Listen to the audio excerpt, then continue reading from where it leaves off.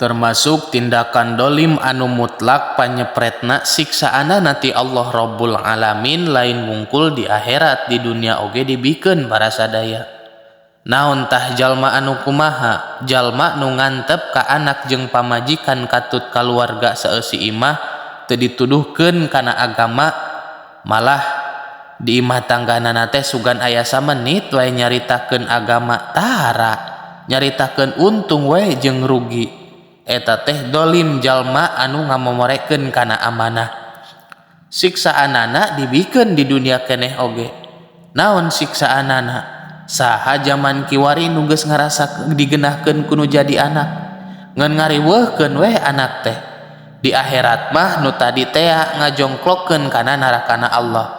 Ari di dunia mah pan nyapekeun sararea. Nu mawi yuk urang islamkeun anak bojo, pan ibu malah anu capek namanya karaos siksana.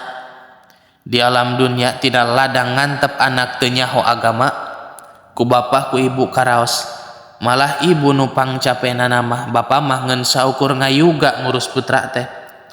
Indung nu capena mah wa wasainal insana bi walidayhi hammalatu ummuhu wahnan ala wahnin.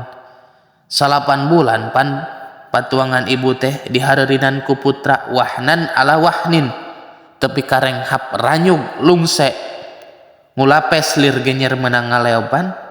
Ibu nu ngaraoskeunana mah keur nganung budak teh, da atuh sim kuring mah umur geus sagede kieu teh can ngajaran nyiram sakali-kali acan kapanannya. Pamajikan keur gulang-guling desa laki mah nyesepan udud we hare-hare. Sok urang kagungan emutan, awas ieu urang buktoskeun siksaanana di dunia. Janji nu maha suci, jalma nu ngantep anak teu nyaho agama lain nungkul di akhirat tapi di dunia oge dibikeun.